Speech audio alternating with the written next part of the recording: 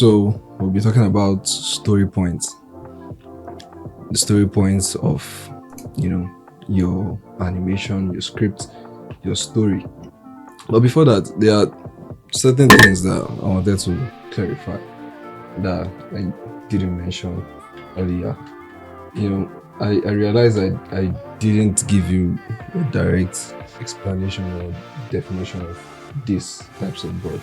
So here, this is a very simple one. Feature films, feature animation are full animated films that last basically an hour and above. So yeah. Um TV animations are episodic. You know, we have them in seasons and we have them in different styles too. It's not just sitcom and simplicity. We have things like Invisibles as TV animations. Those are episodic. So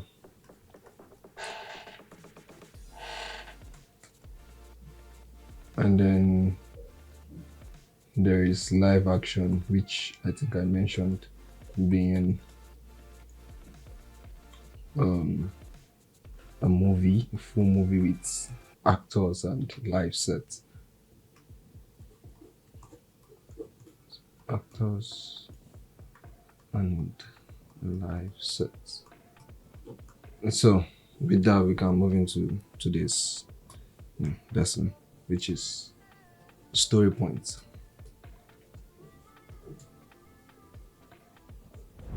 Hi guys, if you're enjoying this video, don't forget to like and subscribe for more of this.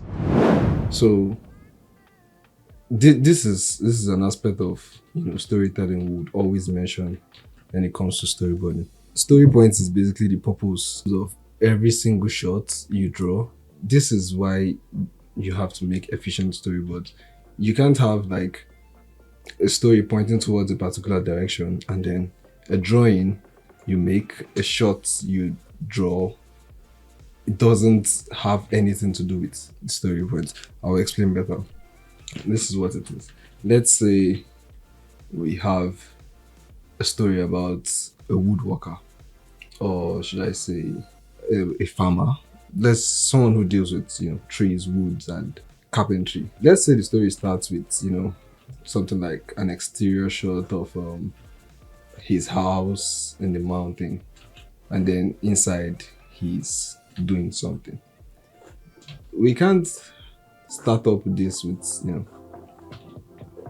you can always have his house standing there, right there. We have trees.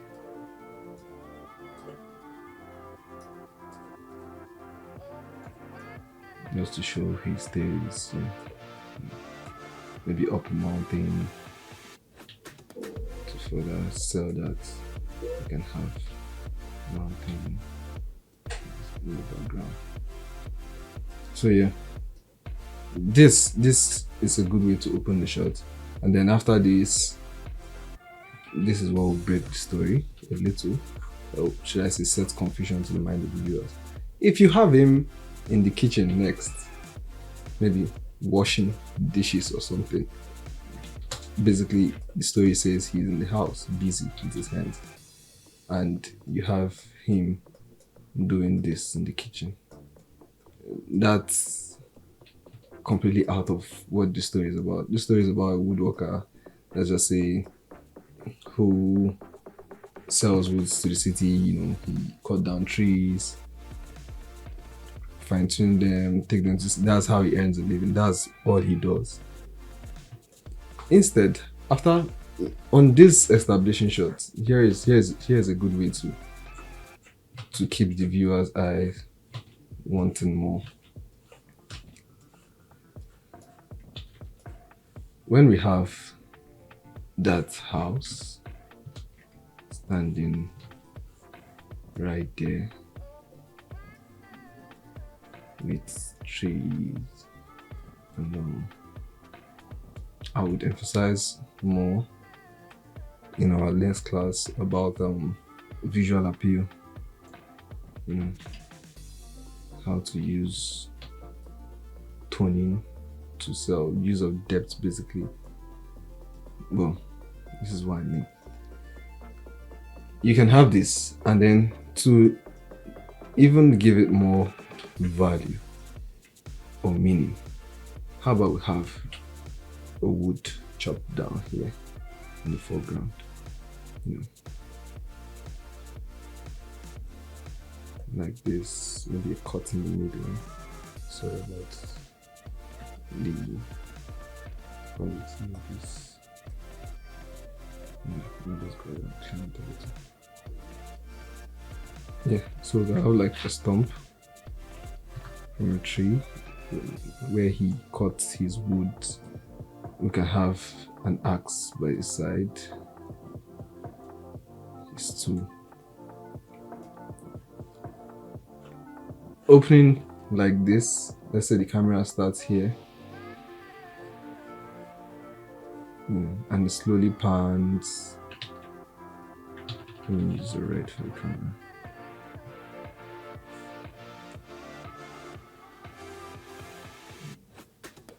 And then it slowly pans to reveal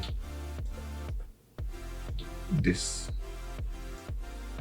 It's early in the story, but with this, the audience can already tell that, okay, this is a house that is looking, situated in the woods on a mountain or so.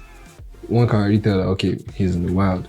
And then by the time the camera pans down to all this, his tools, you can immediately tell that, okay, this guy is probably a carpenter or he handles wood. Now that fulfills the story point. This doesn't.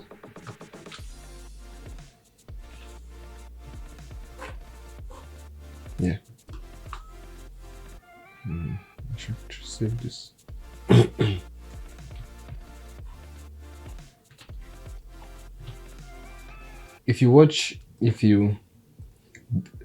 Here's another piece of advice. Throughout this class, I would even dedicate a whole class to show you how to study movies, because there's one thing studying a movie and there's another thing knowing what you're studying. So if you watch certain movies, you see, especially when it comes to this cowboy type setup, you have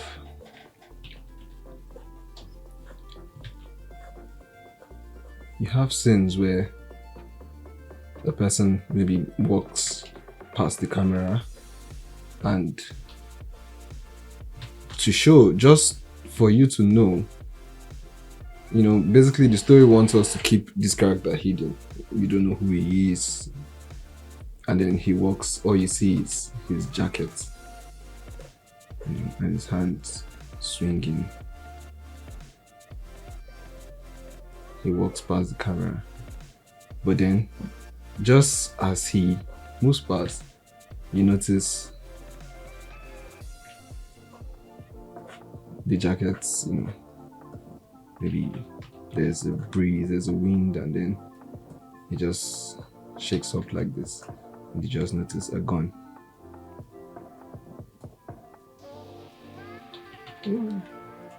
Yeah, that's a beautiful gun I have there. Yeah, just notice a gun on his waist. Immediately you understand that, okay, so what's going on here? This guy is either a killer or an assassin, depending on how the story progresses from there or before this part. So that's just what it is. There's no point wasting any shot. If you go into like draw unnecessary things, you're supposed to be working with like a timing. A movie has, if it's a feature film, you have let's say 1 hour 45 minutes max. I mean, sometimes it goes past this, but it's not a 1 hour 45-minute movie. And then you go in to add really unnecessary shot. Of course, they'll get cancelled by a director, but it's a waste of time because what's the point?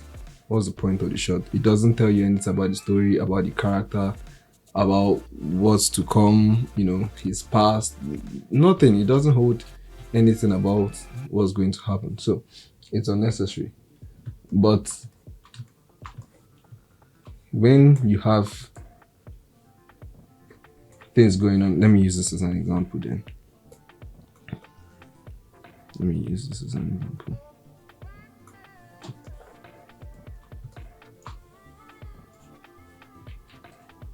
Let's say we have a man here. Smiling.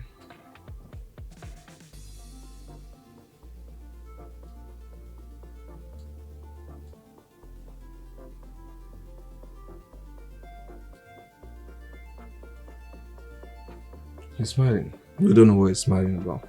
And then we have the next shot showing this is how proper storytelling invokes emotional response too. We have the character smiling, and then the next shot we have maybe a woman, or maybe just a matured lady playing with her kid in the park.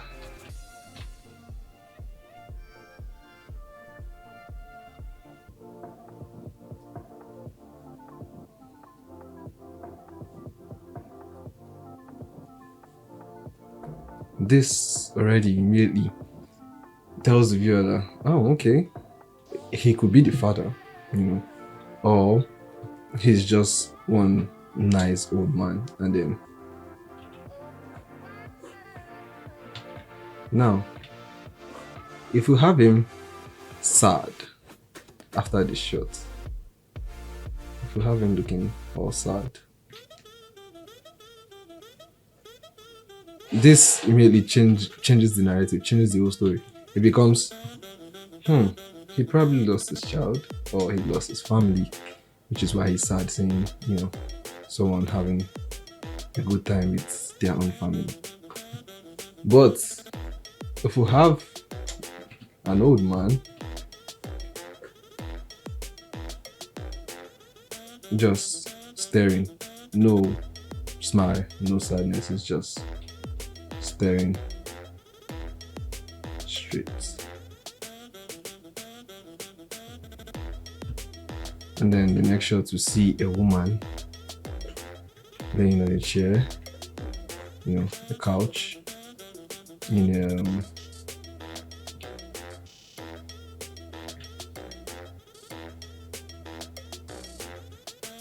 let's say this pose that looks a bit seductive.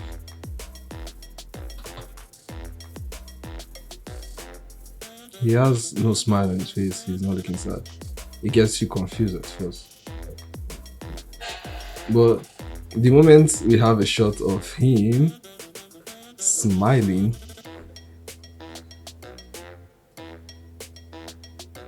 it tells you a different story. He's a pervert. Yeah, that's the first thing that comes to your mind. He's a dirty old man. Yeah. But if we have him not smiling, rather he gets pissed and walks away, then he's a man of value, he's not that kind of person. So this is how, having the right images can properly tell the story, can, right, wrong, change the story point, give you a different understanding of what the story is telling. Let me just make a quick drawing of him. Pissed.